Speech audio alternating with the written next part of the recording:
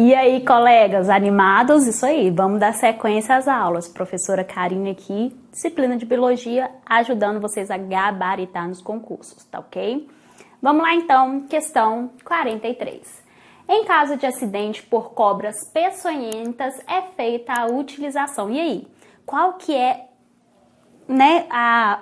o atendimento correto para uma pessoa que recebeu aí uma picada de cobra peçonhenta? A. De soro específico composto por antígenos produzidos geralmente por outros animais, como os cavalos que recebem doses adequadas de veneno liofilizados, os anticorpos. Os cavalos passam a produzir antígenos, imunização passiva, e para o indivíduo que recebe o soro, o processo de imunização é ativo. Vamos corrigir algumas coisas aí. Primeiro, casos de picadas de cobras peçonhentas utiliza soro? Sim, soro específico. Porém, não é composto, no caso, por antígenos esse soro. O soro, ele compõe anticorpos já prontos. Então, é o que a gente chama de imunização passiva. Quando a gente recebe os anticorpos já prontos, isso é imunização passiva. Já a imunização ativa é quando o nosso corpo ele produz os próprios anticorpos. Então, falou aqui, ó, composto por antígenos. Não, o soro é composto por anticorpos, ok? É como cavalos que recebem doses adequadas de veneno liofilizados, ou seja, os anticorpos, não. O cavalo, sim, ele recebe veneno, ele recebe os antígenos e não anticorpos. Por quê? Porque ele produz anticorpos, que é a imunização ativa para o cavalo e passiva para nós, ok? B. Das vacinas específicas, processo de imunização ativo. Vacina é ativo? Sim, porém no caso de cobras peçonhentas, recebe-se o soro e não vacina, ok? Então, olha só, a B falou de vacinas específicas e a C também falou das vacinas específicas. Falou que é picada de cobra ou de qualquer outro animal peçonhento, como a aranha, os aracnídeos em geral, aranhas, escorpiões e por aí vai. Não é vacina o tratamento correto, é o recebimento, a aplicação de soro. Então, B e C a gente já elimina ali. Letra D. Do soro específico composto por anticorpos produzidos geralmente por outros animais como cavalos, que recebem doses adequadas de veneno liofilizados, os antígenos. Isso aí, o cavalo recebe os antígenos. Para quê? Para que ele produza anticorpos. Os cavalos são estimulados a produzir anticorpos. Para os cavalos, o processo de imunização é ativo. Isso aí, o cavalo, ao ter contato com o antígeno, vai produzir anticorpos. Isso é a imunização ativa. Já para a pessoa que utilizará o soro, o processo de imunização é passivo. Sim, a pessoa vai receber os anticorpos já pronto. Então, processo passivo, ok? Então, nós temos aí a letra D como alternativa correta, no processo para pessoas que tiveram aí esse acidente com cobras peçonhentas. Questão 44. Em animais pluricelulares, as células organizam-se constituindo tecidos. Considerando os tecidos, suas funções e as características das células que o constituem, assinale a alternativa correta. Então, é uma questão de histologia, falando sobre os tecidos, os 4 tecidos: nervoso, epitelial, conjuntivo e muscular, São os 4 tecidos. A. O tecido muscular estriado esquelético é formado por células fusiformes e é responsável pelo peristaltismo. O estriado esquelético, sempre quando falar em estriado esquelético, a contração é voluntária, como por exemplo os nossos músculos aqui, ó, que ficam presos, que fazem nossa movimentação. Eu controlo minha movimentação, então é voluntário. O peristaltismo é a contração de um músculo, sim, porém é uma contração involuntária, é o que acontece lá no intestino, para que o quilo, que é o alimento que está sendo digerido, percorra todo o sistema digestório. Ocorre peristaltismo, então é involuntário. Então é muscular, o tecido muscular liso e não estriado esquelético. B. Actina e miosina são células do tecido muscular fundamentais para o processo de contração muscular. Matei. Essa é a correta. Não, gente, por que não? Actina e miosina são responsáveis pela contração muscular? Sim. Porém, elas não são células. Actina e miosina são filamentos proteicos que a célula muscular possui, a célula do tecido muscular possui, e não são células. Então, incorreta. C. Macrófagos são células típicas do tecido conjuntivo, sendo responsáveis pela formação de células sanguíneas vermelhas. Macrófago, sim, tecido conjuntivo, tecido sanguíneo, tá? Que é um tipo de tecido conjuntivo. Porém, a função dos macrófagos não são produção, né, a formação de células sanguíneas vermelhas, que seriam as hemácias. Os macrófagos fazem parte das células sanguíneas brancas, os glóbulos brancos, os leucócitos. D. Colágeno é o tipo de célula característica do tecido cartilaginoso, que tem função de sustentação. Beleza, colágeno é sustentação. Porém, também o colágeno não é um tipo de célula. Colágeno é uma proteína que tem função de sustentação. Então, errada. Células nervosas possuem um corpo celular de onde partem dois tipos de prolongamentos e permitem ao organismo responder aos estímulos do meio. Corretíssima. Vamos lá, lembrar do nosso neurônio, a nossa estrelinha. Tenho o axônio, que é o filamento mais longo, e os dendritos, que são os menores.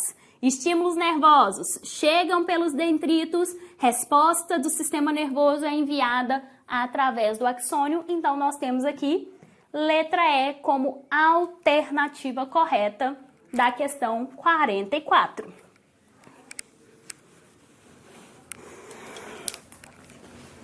Questão 45. Observe a charge a seguir. Nós temos aqui, né, um bonequinho, um homem, representando o homem, tendo aqui algumas reações. Pupilas dilatadas, sudorese, né, o suor excessivo, batimentos cardíacos acelerados.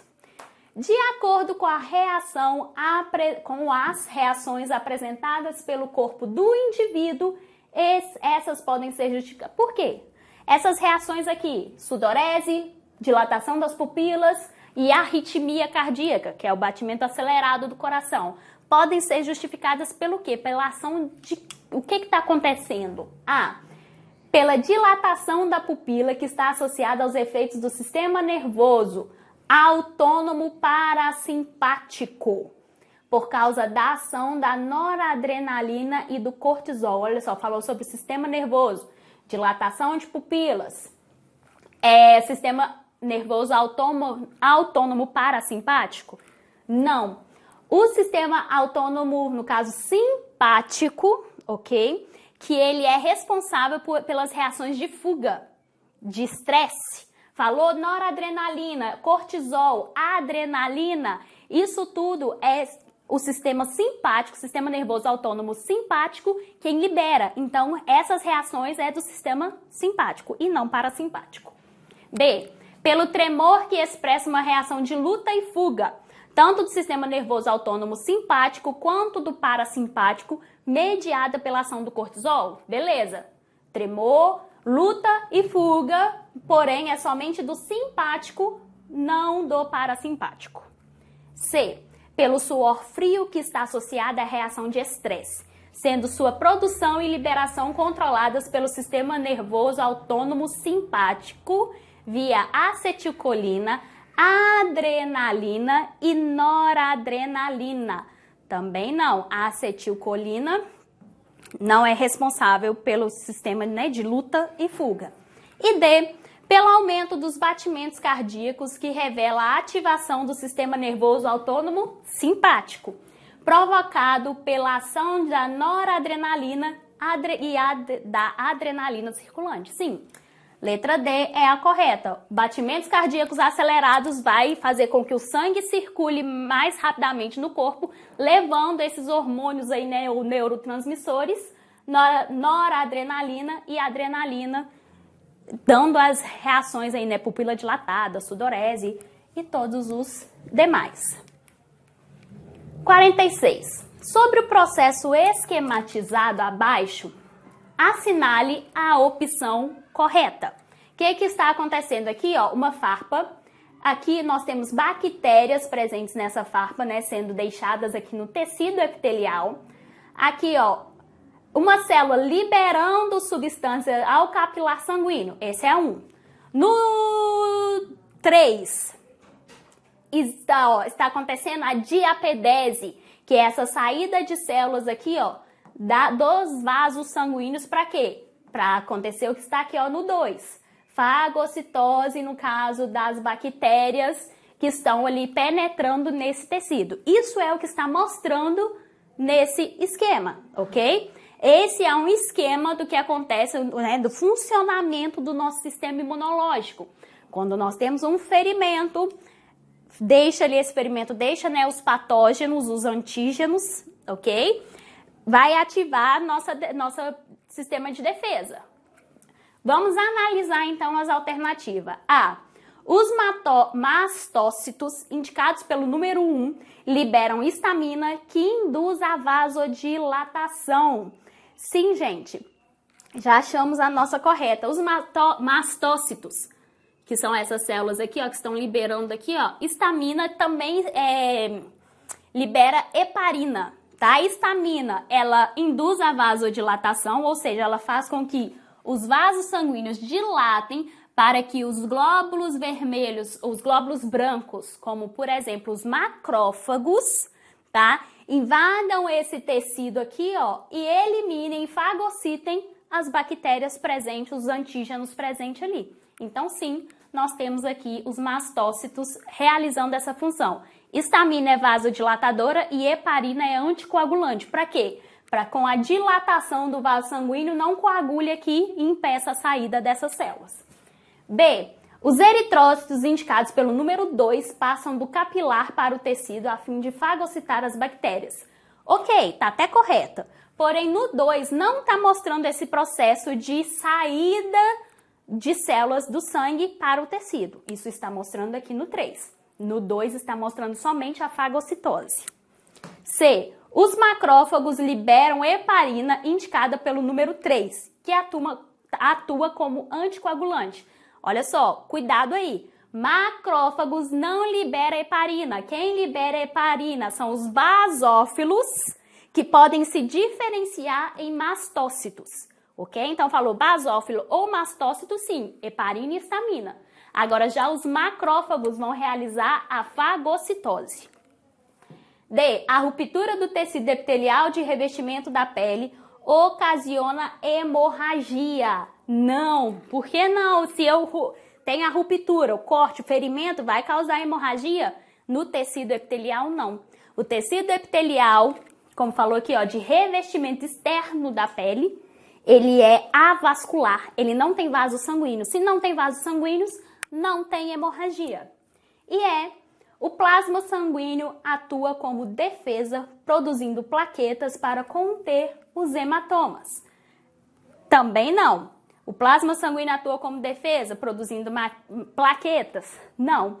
Plasma sanguíneo não produz plaquetas.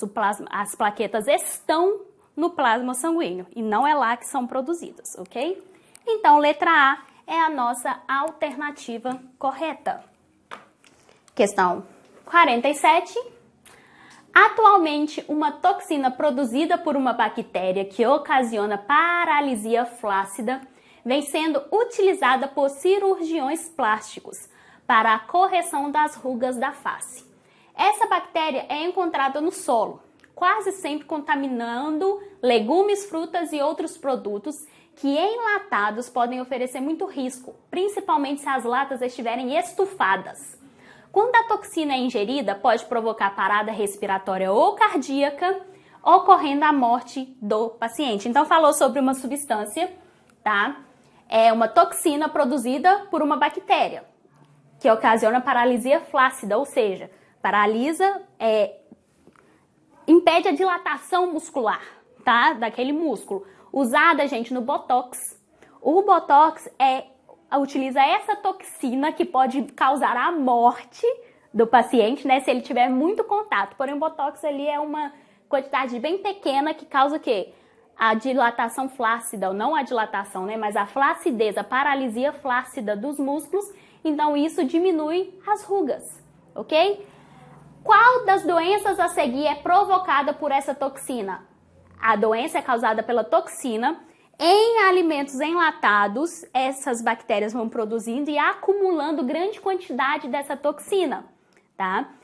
Então, a toxina, gente, é o botulino, tá? Então, a doença causada por essa toxina é o botulismo. Você vai lembrar aí, ó, botox, botulino, né? A substância botulínica. Botulismo é a doença que pode causar parada respiratória ou cardíaca aí, se você tiver contato, né, com grandes quantidades dessa toxina. Então, não compre alimentos enlatados, principalmente, né, se eles estiverem... não compre se eles estiverem com aparência estranha ou a lata estiver estufada, a tampa, né, estiver estufada. 48. Com relação aos protozoários que afetam a população brasileira, assinale a alternativa ou as alternativas corretas. 1. A doença de Chagas, nome adotado em homenagem ao pesquisador Carlos Chagas, é causada pelo protozoário Trypanosoma cruzi. Corretíssimo. A doença de Chagas é causada pelo Trypanosoma cruzi, um protozoário causador da doença de Chagas, e ela o vetor é o barbeiro, ou seja, quem transmite a doença é o barbeiro, mas o agente causador é o Trypanosoma cruzi. 2. A amebíase, disenteria amebiana e a giardíase são causadas, respectivamente, pela Entamoeba histolítica e pela Giardia lambila, sendo a transmissão para o ser humano de ambas as doenças causadas pela ingestão de água e alimentos contaminados por cistos desses protozoários. Sim, as duas, a amebíase e giardíase, no caso, são transmitidas através de alimentos e água contaminados e são causadas pela Entamoeba histolítica e pela Giardia lamblia. 4. A leishmaniose tegumentar americana, LTA, conhecida como calazar, é causada pelo protozoário Leishmania chagas. Muito cuidado! Não é causada a tegumentar. No caso, ela é conhecida como calazar, porém ela não é causada pelo Leishmania chagas. É a visceral, leishmaniose visceral, que é causada pelo Leishmania chagas, ok? A tegumentar é causada pelo Leishmania brasiliensis e não pelo chagas, então essa incorreta. 8. A malária é causada por protozoário do gênero Plasmodium, do qual existem 3 espécies encontradas no Brasil: Plasmodium vivax, Plasmodium malariae e Plasmodium falciparum. Corretíssima! Esses 3 agentes causadores da malária são encontrados aqui no Brasil. Existe a versão africana, que é o Plasmodium ovale, que não é encontrado casos dele aqui no Brasil. 16.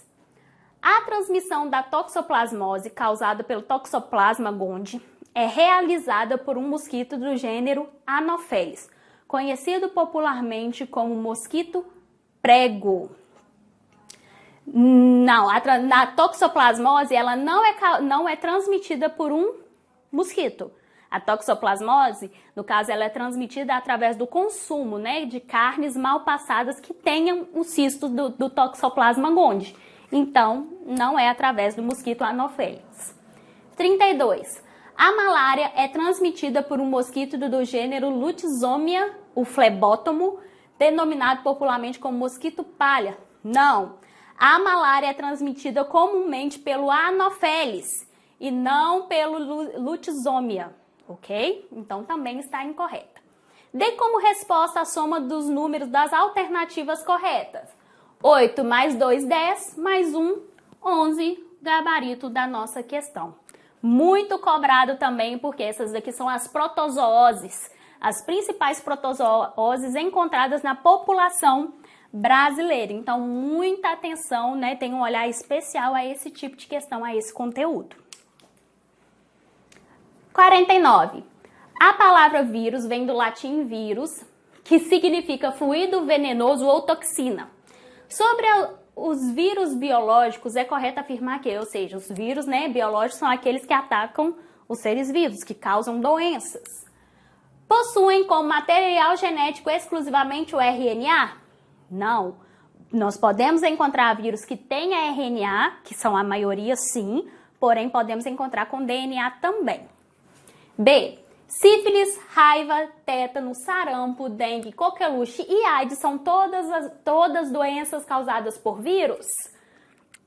Não, gente, muita atenção. Sífilis é bactéria, o tétano é bactéria, a coqueluche também é bactéria. Agora sim, a raiva, o sarampo, a dengue e a AIDS são viroses, são causadas por vírus. Porém, sífilis, tétano e coqueluche são bacterioses, doenças causadas por bactérias.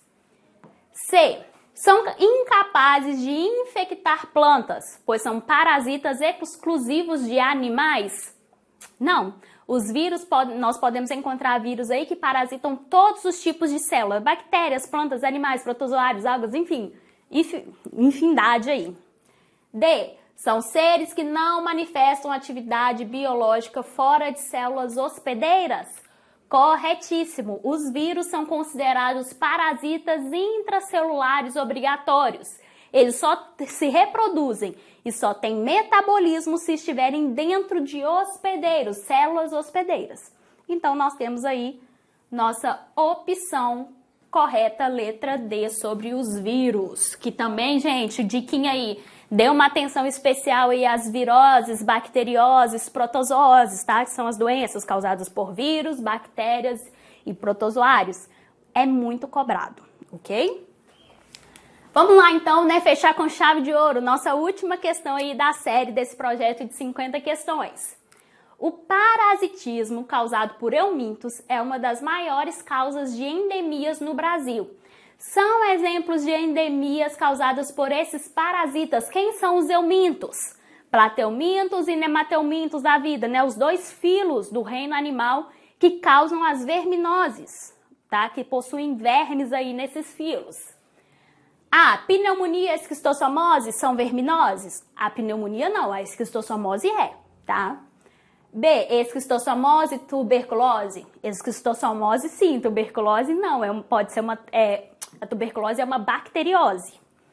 C, teníase e tripanossomíase? Também não. Teníase e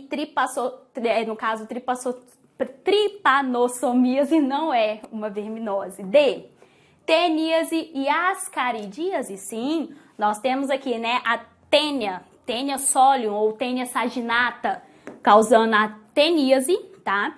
E a ascaridíase, que é causada pela lombriga. Ascari lumbricoides seria, né, o nome do verme que causa a ascaridíase. Então, nós temos aí opção correta, letra D. Muito bem, queridos. Tá aí, então, 50 questões, né, comentadas, corrigidas e comentadas. São os principais conceitos aí que são cobrados nos concursos que envolvem biologia. Principalmente aí os corpos CBMs, né, os corpos de bombeiro militar, ok? Então, tenha muita atenção a todos esses conteúdos, esses conceitos que foram trabalhados aqui, ok? Não se esqueçam. Segue nas redes sociais, Vale Concursos, ok? Se inscreva no canal, ativa o sininho e não esqueça, ó, aí na descrição do vídeo tem um link, é só clicar aí que te manda direto aí para os nossos cursos, para vocês arrasarem e gabaritarem a prova. Até a próxima, vejo vocês por aí!